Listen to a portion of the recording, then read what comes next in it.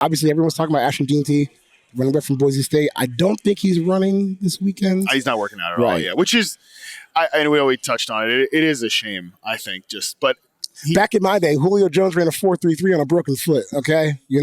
So compete. Back in my day. Back in your day. Hey, 2011 is back in my day at this point. At this point, yes, it is.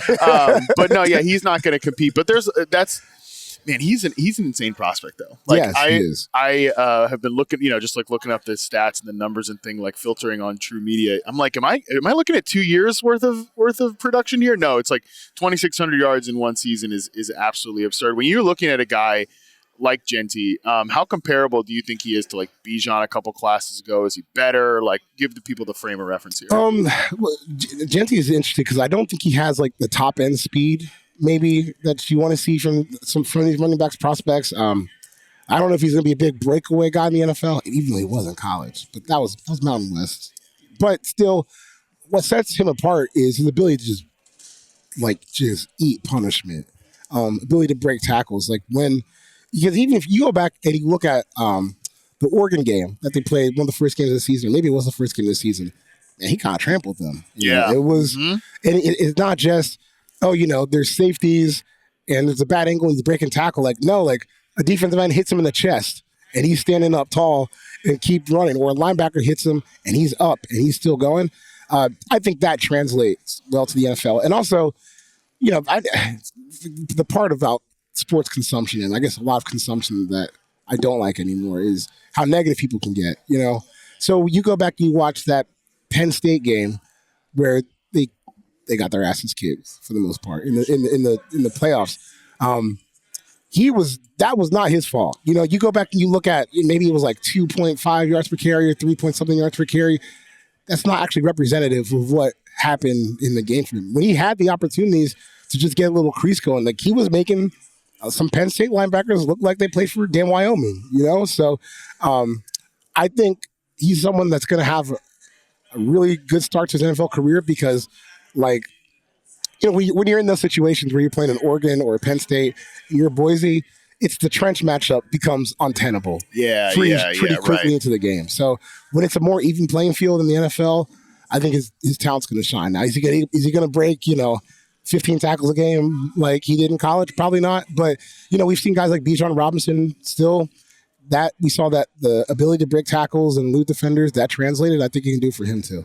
Yeah, I always come back to a line that Andy Behrens had about Bijan Robinson this year where he's like, yep, another cartoonishly good game for Bijan Robinson this week or whatever on these recap shows because he's just different out there. And yes. I think Jeanty has a lot of that too. It's so funny you bring up the point about how negative people are. It's the Spider-Man line, right? Where the thing that Which people, one?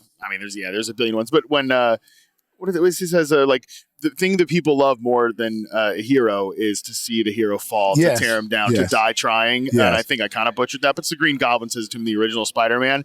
Like that is what people love to do with great prospects. I mean, even Marvin Harrison as a rookie, the internet was ready, was thirsty, was hungry to jump on the fact that he was having a disappointing rookie season for the big expectations. And yeah, I mean, I don't, again, consume a lot of college football content, but the timeline was definitely all over that Penn State game. It's like, can't be the Heisman. I'm like, okay, bro, that's one game where it didn't go his way. Wouldn't have gone that well for a lot of running backs, but I think he's good. I think he's going to have a really, really strong career. And even past Jeanty, there's a Marion Hampton from UNC. I really like a baller. Hampton. You got Caleb Johnson from Iowa. I mean, this class has some really, really good players at the top, I think, at that position. With Jeanty, do you see a team that you would really love to kind of envision him with?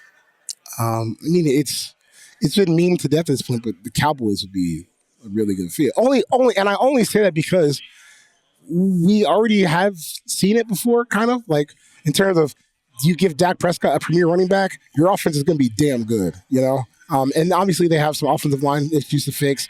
It's not like the same offensive line that Dak and Ezekiel Elliott walked to in 2016, almost 10 years ago. Bro, it was almost 10 years ago. Which is crazy to think about. But this is still a good situation where, he would just get force-fed because outside of CeeDee Lamb, he would be a the clear option number 2 on the offense, and I think it'd be a good fit for him. It'd be great for your Cowboys hot take from the Super Bowl that they're going back to the conference championship game. You know, I forgot I said that.